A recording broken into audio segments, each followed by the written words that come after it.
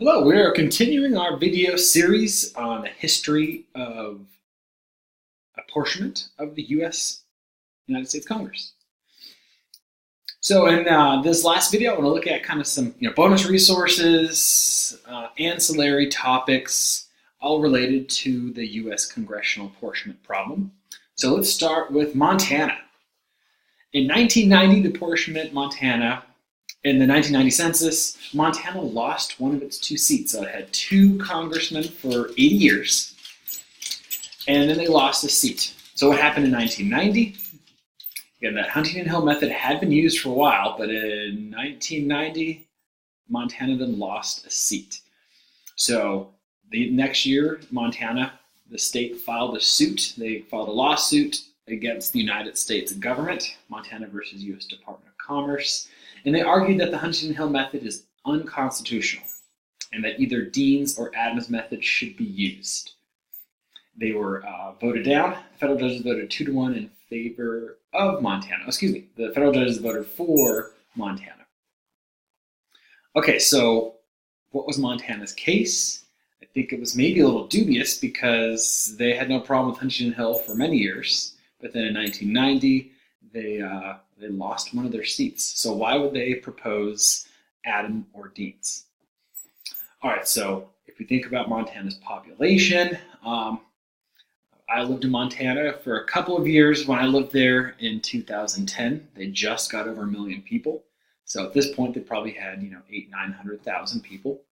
Large state landmass-wise, but small state population.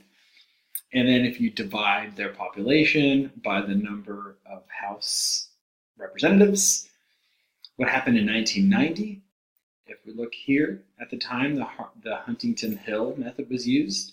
So Montana's quotient lied somewhere between the harmonic mean and the geometric mean.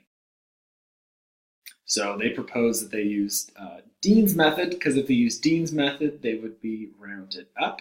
Whereas with Huntington Hill, they were rounded down.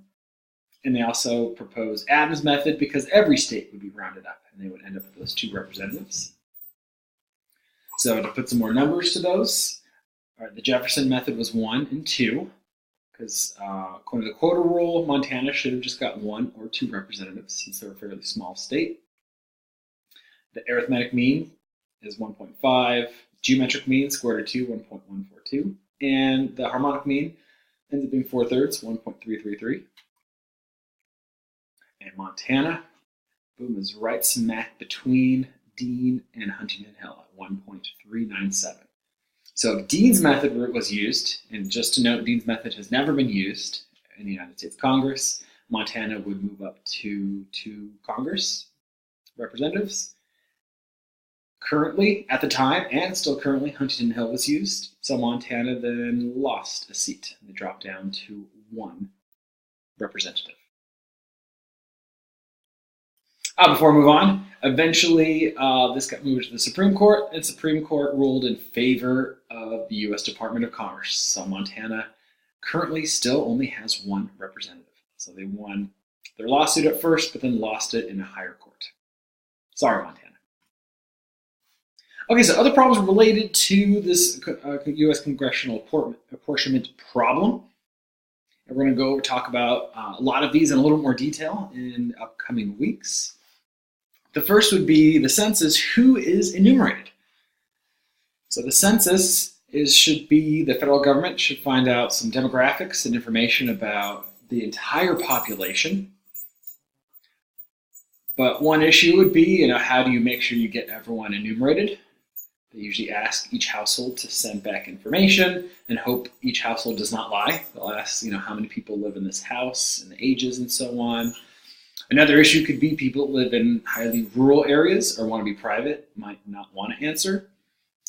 And more insidiously, if we go back in the history of our nation, there's a big issue with what they did with the slaves in the slave states in the South.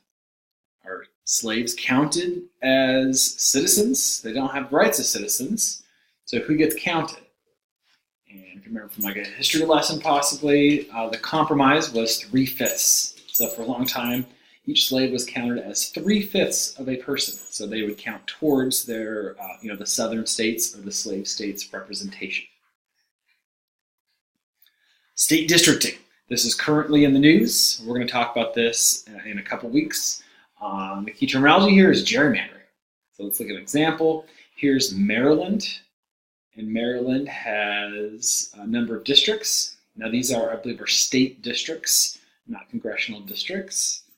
Oh, excuse me, no, these are congressional districts. So Maryland has, looks like 13 representatives.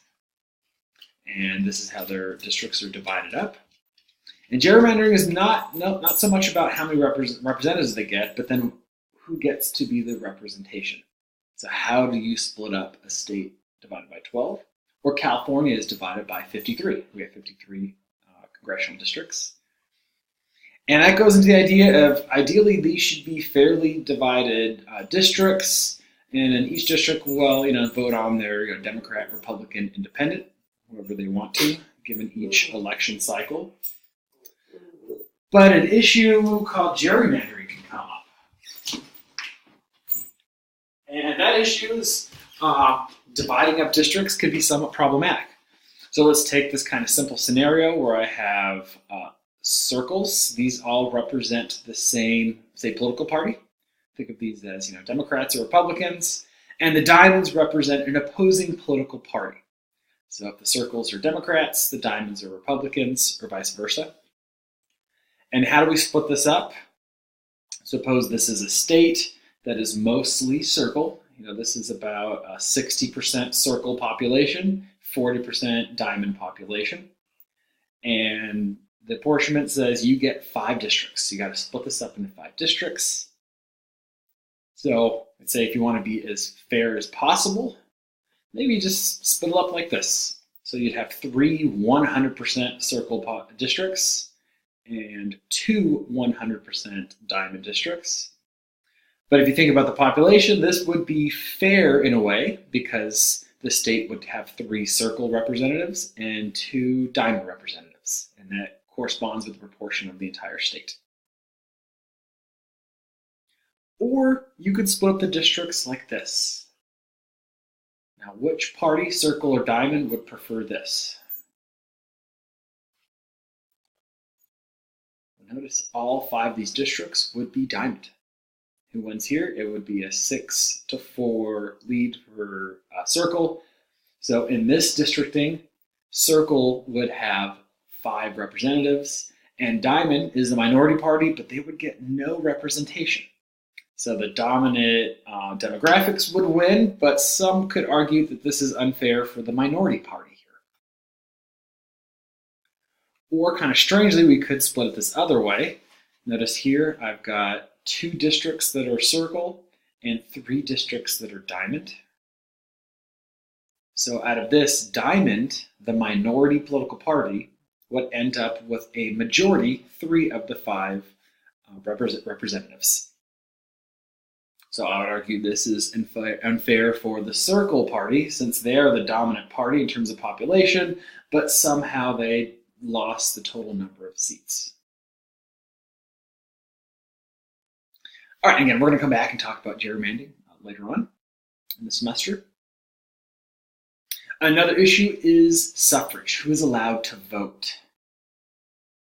Right now, who is allowed to vote in this country? It's all U.S. citizens that are 18 and older, except some felons and convicted felons that have been released, depending on the state. So there are some exceptions here. There's actually, in the current midterm election, there's a big proposal in Florida to allow more felons, but felons that have served their time and that are now free men and women to get their voting rights back. And there's a couple other states that kind of restrict the rights of voters. Again, voters that have already served their term. So this is kind of in the news right now, who gets a right to vote, particularly former convicts. And looking at our country's history, there's a huge issue, of course, with women's suffrage. Women were not allowed to vote for a long time in our country. Another thing, voting, the voting mechanism. How are you allowed to vote? Is it electronic voting? Is it paper voting? How are they counted? Are you given a different option? And then think of that mechanism voting. What if there's more than 2 candidates? How do we decide who wins if there's 3 or more candidates? Instant runoff vote, approval voting, plurality, majority, all the different voting techniques that we've discussed before. So these are just 3 of the kind of related problems to apportionment. All right, and I think this is pretty interesting. So I'm going back to the beginning, that 1790 apportionment proposal. And remember, Congress, the House, proposed 30,000 as the divisor, which would be the smallest number that we could use as the divisor according to the Constitution. And the Senate chose 33,000. So why would they choose 33,000? So notice right here, I'm not going to go too much into the details, but if you click 30,000, and these are the decimals that are left over. When they did the round off Hamilton method, these are the decimals left over. So if you multiply each decimal times each state population, add them all up, if you use 30,000 people, in some ways, about 255,000 people would be unrepresented, or you could say underrepresented. So notice as we move up 30,000, 31,000, if you modify that divisor, if we look at the number of people underrepresented or unrepresented, 33,000 is in some sense an optimal number because only 150,000 people are underrepresented. I think that's pretty interesting. All right, if you want more information, again, these slides will be posted on the course website. So if you want to look at this later, there's the U.S. Census Bureau has a lot of information about both the census and apportionment. And if you want to know, that's why the state of Montana sued Department of Commerce, because they were getting at the U.S. Census Bureau because they had to deal with the apportionment. Another pretty cool website about playing around with learning, or if you want to teach and get more into apportionment voting. There's such issues with government and democracy. It's a pretty cool website. This is a very, very quick summary. And again, if any of you are more history-minded, want to go dig a little deeper into this apportionment problem, here are some resources for you, some books, some articles, and just kind of look. Really, our congressional apportionment has been fairly fixed since the 1920s. And later on, we're going to talk about the Electoral College and how that leads to some problems. And maybe we need to change the House size. Okay, and very quickly, some future reforms. So there are 4 reforms out there being proposed. One is the 30,000. This is saying because each representative shouldn't represent less than 30,000. So they propose if each congressperson represents 30,000, the House size would end up being 10,000, over 10,000, which is a little bit ridiculous. And this is smaller numbers because of this overrepresentation. At this point, California would have 1,244 seats. That's kind of ridiculous. So on this website, they actually advocate 50,000, so a little more reasonable than 30,000.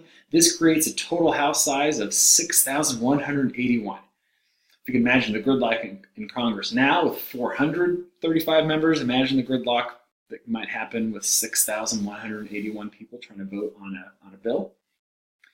And this would be using Webster's method of rounding, the average arithmetic rounding, although California would get a huge percentage, 747 seats due to our large population. The Wyoming rule is another reform proposal in which the divisor is the population of the least populous state, which is Wyoming. So the result of the Wyoming rule would be using a divisor of 569, or these different divisors. So that would lead to a larger House size, but not in the thousands. And finally, very interesting proposal was proposed by 2 mathematicians. Finding the right House size should be where the House size agrees on all these different rounding proposals. So for the 2000 census, 435 is not agreeable. There was a difference between some of these proposals. So we would need to pick a House size of 477. Again, not too big, that's reasonable. If we go up to 2010, they would have to go up to 871. So imagine this would be a huge jump within 10 years. So that could be a problem with this proposal.